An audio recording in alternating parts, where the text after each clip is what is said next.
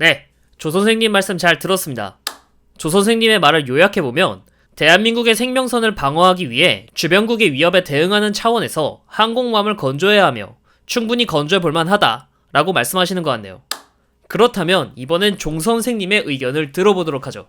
안녕하세요, 종선생입니다. 일단 반론을 하기 전에 조선생님과 의견이 일치되는 부분도 많아 그 부분에 대해서 설명을 드리면, 현재 육군 위주의 군편제에서 벗어나서 해군과 공군 중심의 군편제로 변해야 한다는 점은 동의합니다. 그리고 항공모함은 공세 지향적인 무기다 라고 주장하는 것과 달리 수세적으로도 사용할 수 있다 라는 점도 동의합니다. 항공모함은 공격형 무기다라고 앵무새 마냥 말하는 사람들에게 피로감을 느끼기 때문이죠. 하지만 해군과 공군 중심의 군편제를 하기 위해 왜 항공모함을 건조해야 하나요? 포함 외교를 예시를 들면서 상징성을 이야기하지만 우리 군은 상징성보다는 효율을 따져야 합니다. 실질적인 우위를 점한 뒤 상징성을 강조하는 건 군사기 차원에서 도움이 되지만 그게 아니면 허장성세에 불과하기 때문이죠. 그래서 과연 항공모함이 얼마나 우리 군에게 효율적인가, 투자 대비 효율은 얼마나 되냐, 이 점을 따져야 합니다. 항공모함을 건조한 이유는 국토방위입니다. 그런데 국토방위를 위해 항공모함을 꼭 건조해야 하나요?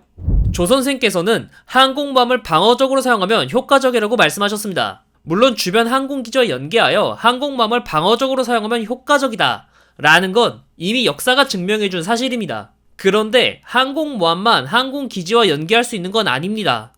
이미 대한민국 공군은 한반도 주변 공역에 미식별 항공기나 미사일, 탄도탄 등이 탐지되면 가까운 비행단에 명령을 내려 스크램블할 수 있는 시스템을 갖췄습니다. 현재 우리 공군은 명령이 떨어지면 최소 8분 이내에 이륙할 수 있습니다. 조선생님은 항공모함의 존재만으로 지상기지와 항공기지의 피해를 막을 수 있다고 주장합니다.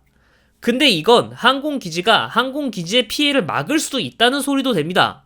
예를 들어 적이 A 항공기지를 공격하려고 하면 B 항공기지, C 항공기지에 있는 전투기들이 요격 임무로 지원 나갈 수도 있고, 여차하면 B와 C 기지에서 적 항공모함을 찾아 공격할 수도 있어요. 적 항공모함도 이렇게 처맞고 용궁 가기 싫으면 항공기지의 작전 반경 밖으로 나가 안전을 도모해야 합니다. 그런데 대부분의 지상에서 운영하는 항공기가 함지기보다 작전 반경이 훨씬 깁니다.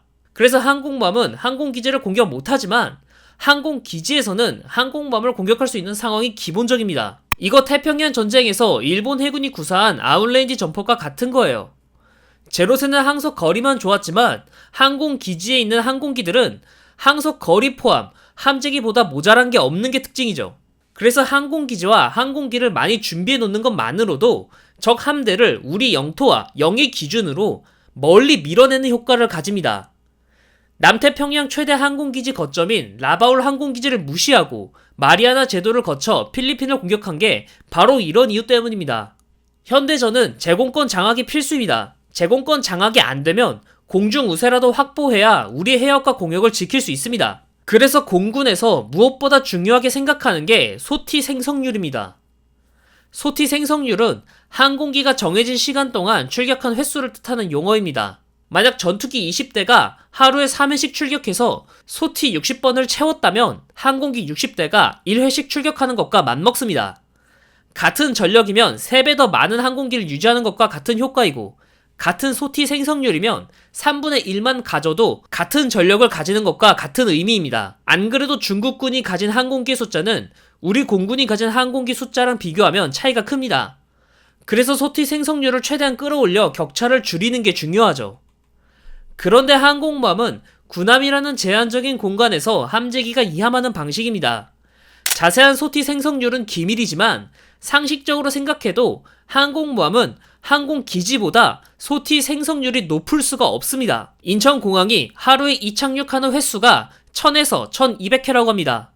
물론 민항기고 국제공항인 만큼 규모가 말도 안 되게 커서 이 정도를 소화하는 거지만, 그걸 감안하더라도 항공기지가 항공모함보다 하루에 소화하는 소티가 비교할 수 없을 정도로 차이가 날 것이라는 건 어렵지 않게 짐작이 됩니다.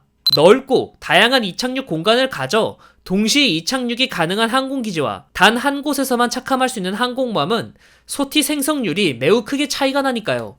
물론 항공모함도 단시간 내에 소티 생성률 자체를 항공기지와 동일하게 가져갈 수 있다고는 합니다. 하지만 그건 어디까지나 전시 상황에서 최대 소티 생성률을 뽑아내야 항공기지의 소티만큼 뽑아낸다는 소리입니다. 즉, 항공기지와 비교한다면 항공모함은 항시 은원폐 상태를 유지하기 위해 소티 생성률이 대폭 하락한 항공기지라는 뜻입니다. 10만 톤 정도 되는 니미츠급 항공모함마저 항공기지와 비교하면 소티 생성률에서 게임이 안 되는데, 만재 배수량 5만 톤 정도 되는 항공모함은 더더욱 소티 생성률이 떨어질 수밖에 없습니다. 결국 조 선생님 주장대로 KF-21 해상형을 양산한다고 하더라도 굳이 소티 생성률이 떨어지는 항공모함을 운영해야 하냐? 라는 질문을 던질 수밖에 없는 거죠. 그리고 함재기라는 게 조금 개량해서 만들어지는 물건이 아닙니다. 항공모함이 이착함하는 건 기체에 엄청난 스트레스를 주는 행위입니다. 이 스트레스에서 견디기 위해 기존보다 강화한 프레임과 랜딩 기어가 필요하고 해수가 유입되는 바다에 노출되어 있으니 방위험 대책도 세우지 않으면 금방 녹슬어 못쓰게 됩니다. 이착함을 위한 저속 안정성을 확보하려면 기존보다 날개를 더 키워 ing면 하중을 낮춰야 하고요. 멀리 안 가고 F-35A형과 C형이 얼마나 다른지 보면 알 수 있는 부분이죠. 그래서 사실상 KF-21 해상형은 KF-21과는 아예 다른 물건이 될 수도 있습니다. 예산 문제도 마찬가지로 무책임한 발언이라고 생각합니다. 수당 제한 확대, 승조원 순환제 등 이제야 겨우 군 처우 개선 관련해서 천천히 문제를 해결해 나가고 있는 중입니다. 그런데 항공모함을 건조할 거니까 군 처우 개선은 시간 문제라는 건 무슨 논리인지 납득이 안 됩니다. 항공모함을 건조를 안 해서 군 처우가 이 모양 이 꼴인 게 아닌데 말이죠.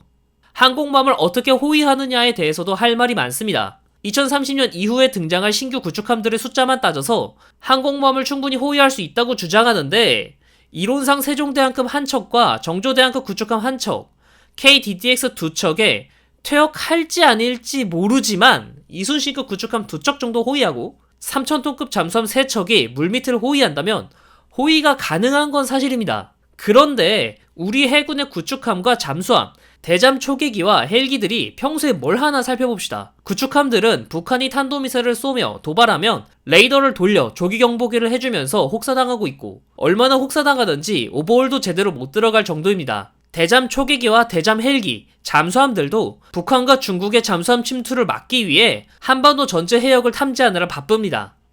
지금도 벅찬데 항공모함 호위를 위한 임무가 추가된다? 너무 과중한 임무가 걸릴 수밖에 없다고 생각합니다. 마찬가지 같은 논리로 합동 화력함을 건조하려는 것도 말도 안 되는 소리입니다. 간혹 항공모함은 어떻게 호위할 거냐라고 비판하면서 합동 화력함을 건조해야 한다고 주장하는데, 항공모함은 호위해야 되지만 합동 화력함은 안 해도 된다는 이상한 논리이기 때문이죠. 다른 대안으로는 원자력 추진 잠수함을 건조하자고 얘기하는데, 일단 정치적인 문제를 해결해야 되고 핵폐기 및 처리 시설은 어떻게 할 건지 생각하면 항공모함만큼이나 골치가 아프고 예산이 많이 든다는 건 알아야 합니다.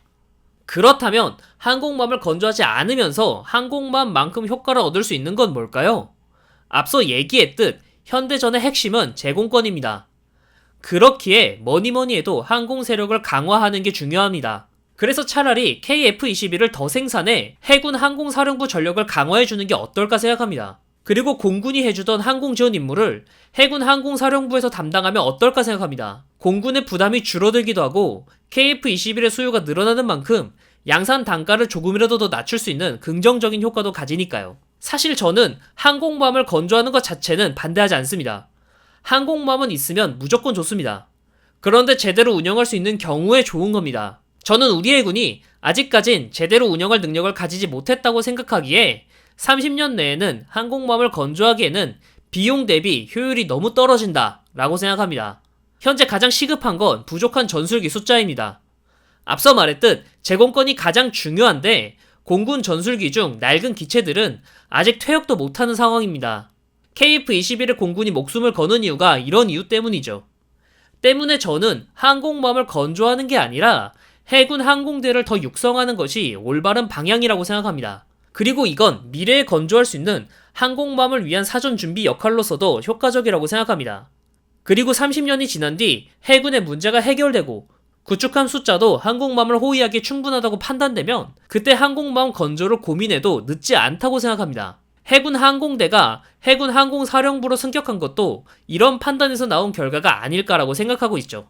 제가 이야기할 것은 여기까지입니다. 항공모함은 투입 대비 불분명한 효과와 제대로 운영할 수 있을지가 큰 의문입니다. 이런 곳에 대규모 예산이 투입되어야 하는데 과연 항공모함이 최선인가? 라는 생각이 들 수밖에 없습니다. 이상 주장을 마치도록 하겠습니다. 재밌게 보셨다면 좋아요와 구독, 그리고 알림 설정까지 부탁드리겠습니다. 감사합니다.